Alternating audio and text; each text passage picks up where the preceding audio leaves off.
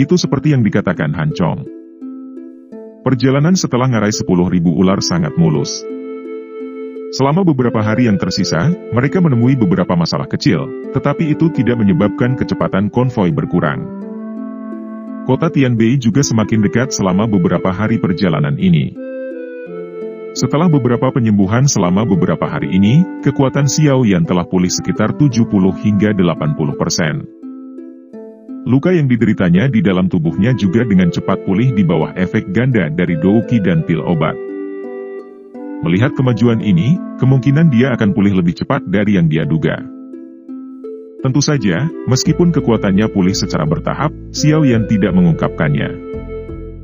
Dia menyukai orang-orang konvoi yang terus terang ini, dan dia tidak ingin membuat mereka merasa hormat kepadanya karena penyataan kekuatannya. Dia tidak ingin mereka menjadi jauh darinya setelah menambahkan sedikit hal lain ke dalam persahabatan yang telah mereka buat selama beberapa hari ini. Dengan kekuatan Xiao Yan saat ini, kemungkinan bahkan Han Sui dalam konvoi akan kesulitan menemukannya jika dia memilih untuk menyembunyikan auranya.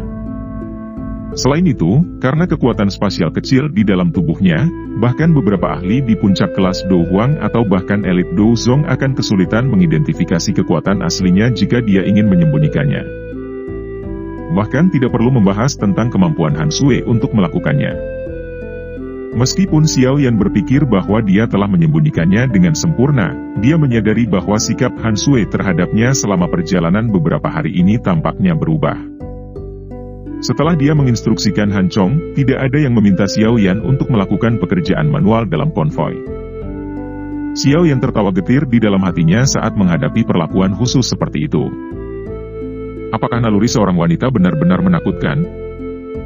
Dia memiliki keyakinan mutlak bahwa dia tidak memperlihatkan jejak apapun, tetapi Han Sui sepertinya merasakan sesuatu secara samar.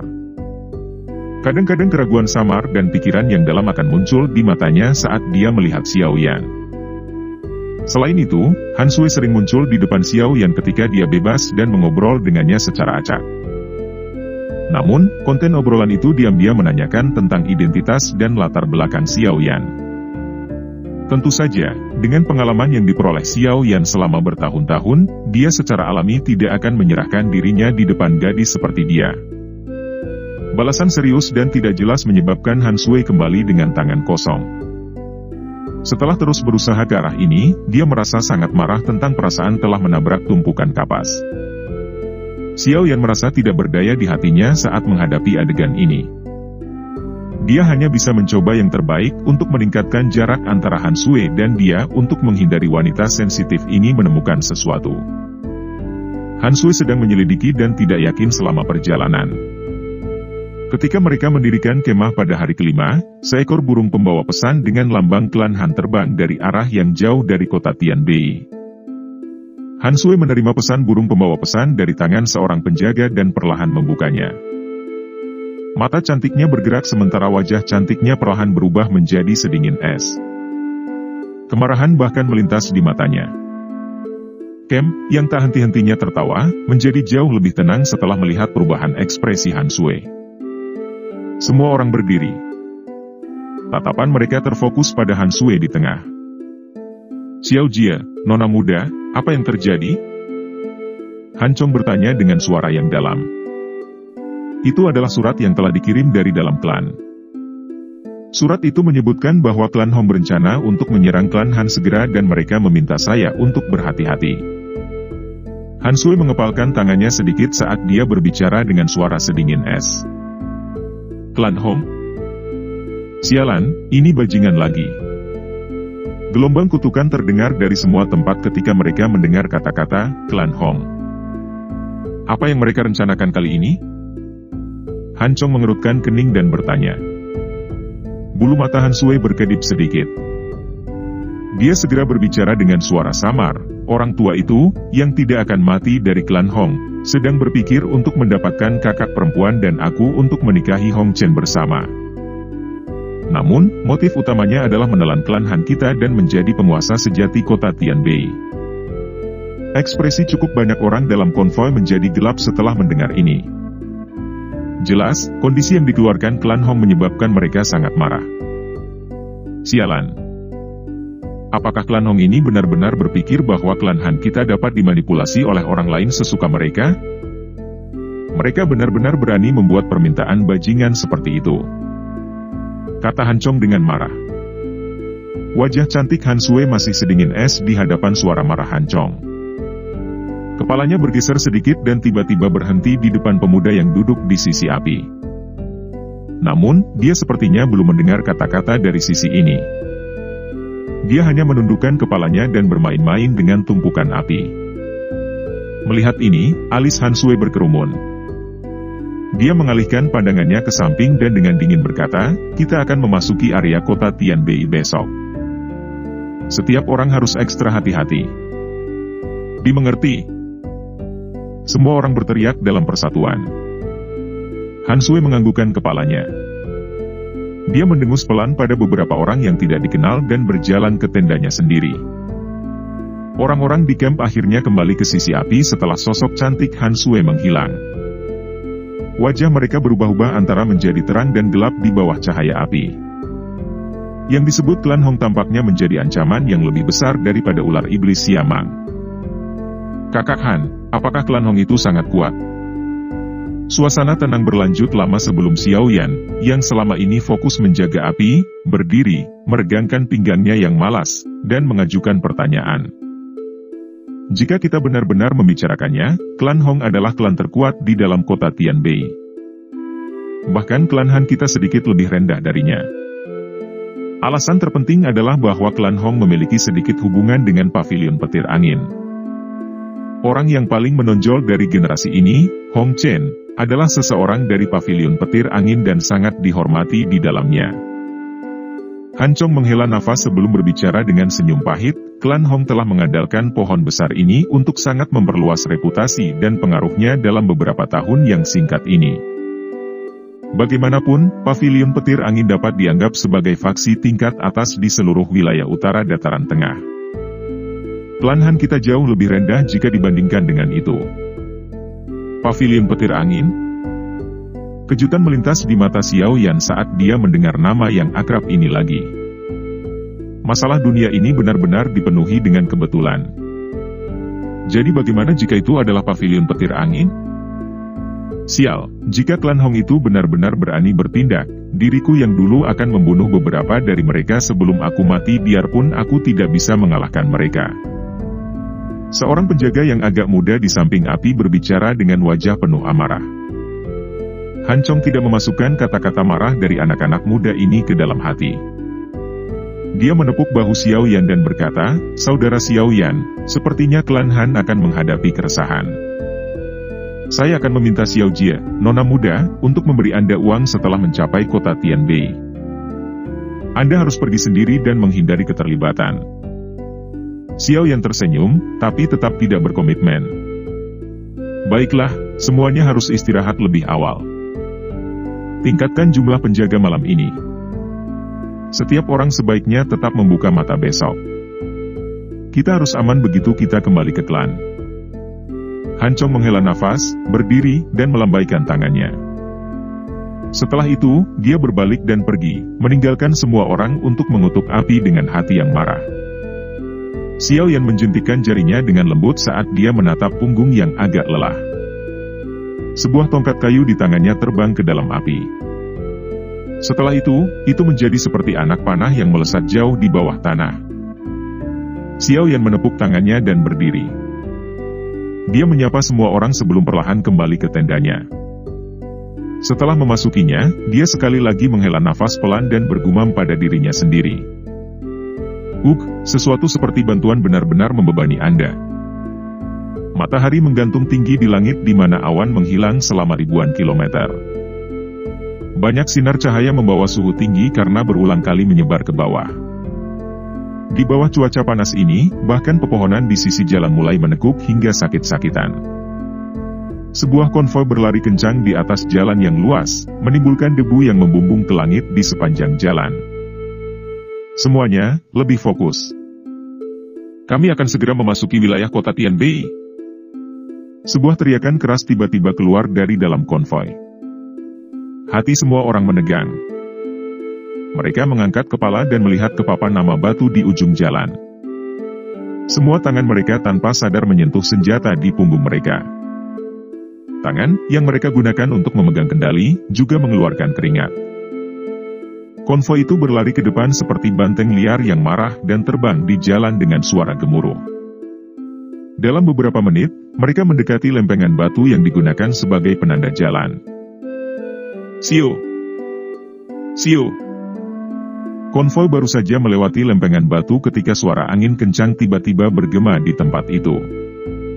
Segera, sejumlah anak panah yang tak terhitung banyaknya ditembakkan dari pepohonan di kedua sisi jalan, menutupi seluruh konvoi saat mereka melakukannya. Kedatangan anak panah yang tiba-tiba itu mengejutkan banyak orang.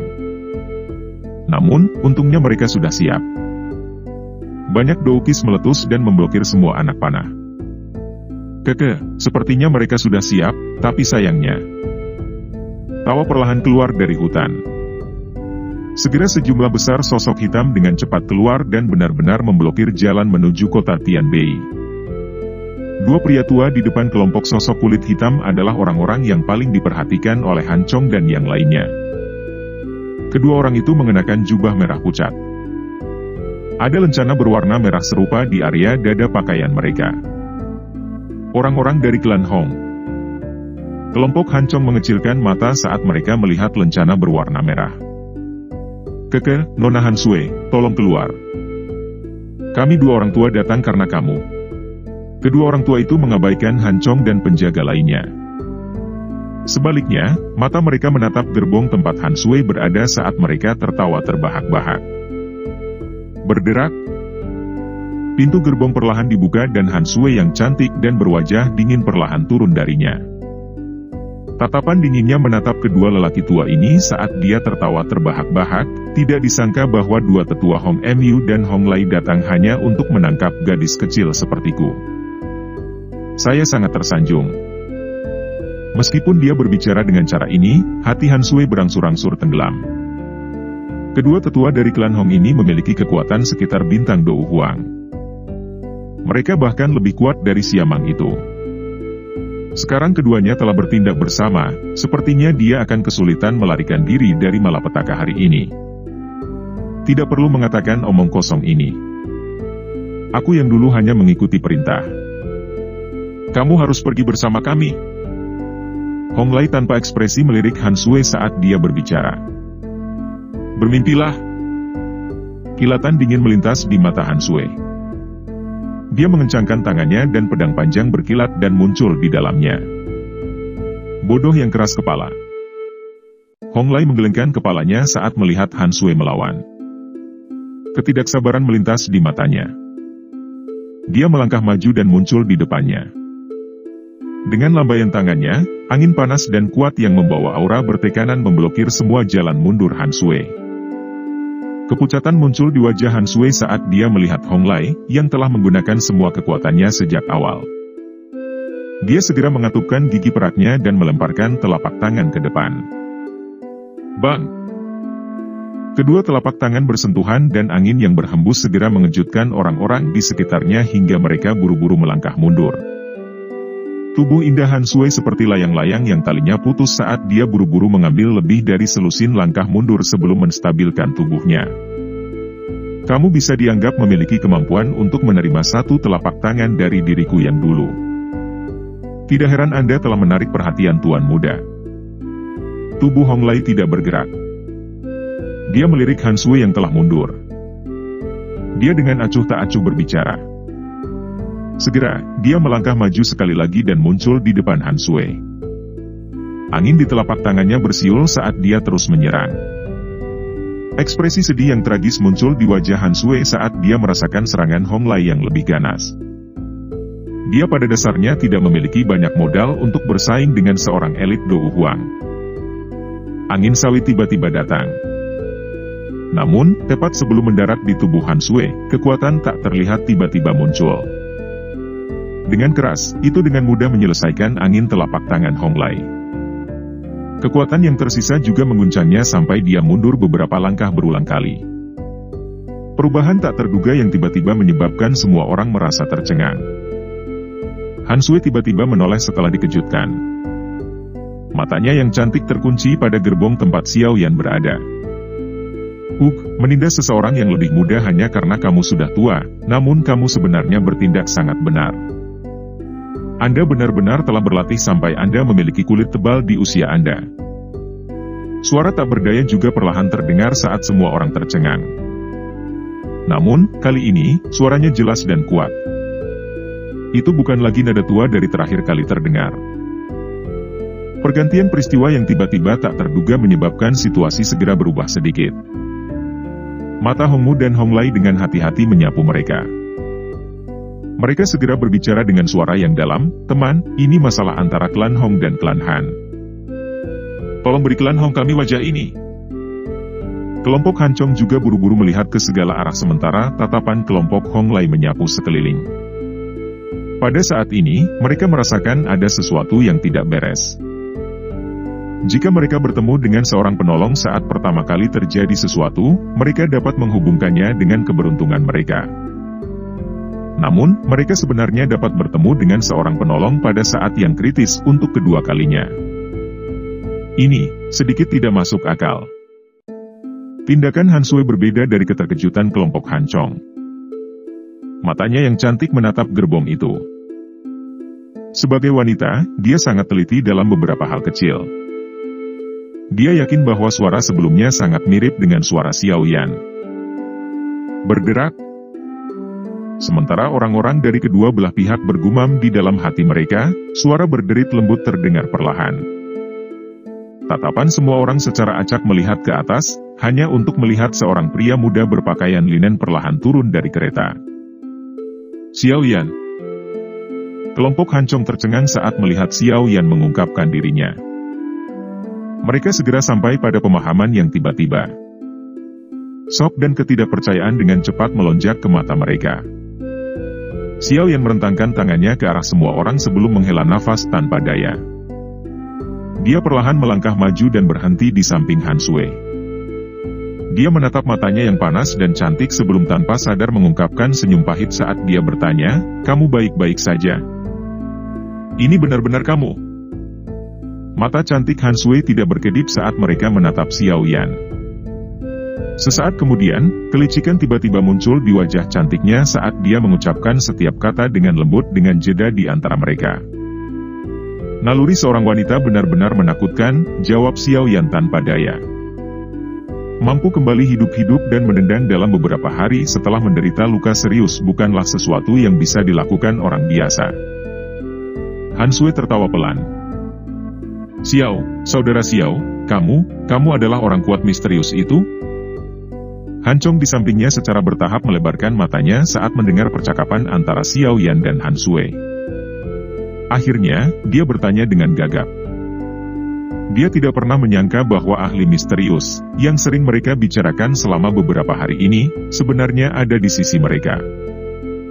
Xiao Yan hanya bisa menganggukkan kepalanya saat dia melihat keterkejutan di mata semua orang. Dia segera melambaikan tangannya dan berkata, "Kita akan membicarakannya setelah menyelesaikan masalah di sini." Semua orang mengangguk ketika mereka mendengar kata-katanya. Setelah itu, tatapan mereka beralih ke kelompok Honglai. Namun, pada saat ini, tidak ada lagi jenis ekspresi yang sebelumnya tidak takut mati. Sebaliknya, mereka secara bertahap memiliki sedikit keberanian. Setelah Xiao Yan turun tangan terakhir kali, mereka sudah memiliki pemahaman kasar tentang kekuatan Xiao Yan. "Kamu siapa? Anda tampaknya asing. Saya pikir ini adalah pertama kalinya Anda tiba di kota Tianbei, kan?" Hongmu menghentikan Honglai, yang wajahnya sudah dipenuhi aura ganas. Matanya terfokus pada Xiao Yan saat dia berbicara dengan suara yang dalam. "Bawa anak buahmu pergi. Saya akan melindungi sementara orang-orang di sini." Tatapan Xiao Yan menyapu Hongmu. Suaranya masih tenang dan tidak berdesir. "Apakah Anda benar-benar ingin menyinggung klan Hong saya?" Wajah Hongmu berkedut sedikit setelah mendengar ini. Suaranya terdengar lebih dingin.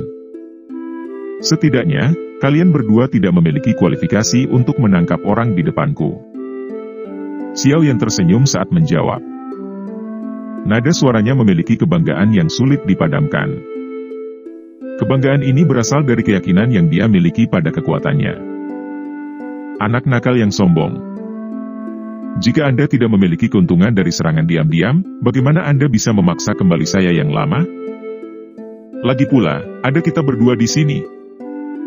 Sikap Xiao Yan menyebabkan amukan di hati Hong Lei segera naik. Dia akhirnya tertawa dalam kemarahannya yang ekstrim. Pergi bersamaku. Xiao Yan menggelengkan kepalanya. Dia mengabaikan dua orang yang berisik ini, menoleh, dan dengan lembut berkata kepada Han Sui. Han Sui terkejut saat mendengar ini. Saat dia masih kaget, Xiao Yan di depannya telah melangkah maju, berjalan perlahan menjauh. Han Sui tiba-tiba merasakan keberanian dan perasaan aman yang tidak diketahui muncul dari hatinya saat dia menatap punggung kurus orang yang mengenakan pakaian linen biasa. Dia segera mengatupkan gigi peraknya, melambaikan tangannya, dan dengan lembut berteriak, "Ikuti!" Konvoi itu perlahan bergerak. Setelah itu, ia terus mengikuti di belakang Xiao Yan di bawah suasana yang aneh. Orang-orang di sekitar konvoi dan Han Sui merasakan sedikit keringat muncul di telapak tangan mereka. Saat ini, satu-satunya yang bisa diandalkan adalah punggung kurus di depan mereka. Wajah Hong memuram saat dia melihat Xiao Yan dan konvoi di belakangnya perlahan berjalan. Hatinya memiliki niat membunuh samar yang berputar di dalamnya.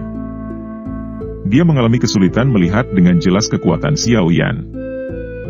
Namun, dari cara dia memaksa kembali Hong Lei sebelumnya, kemungkinan dia adalah seorang ahli Dou Huang.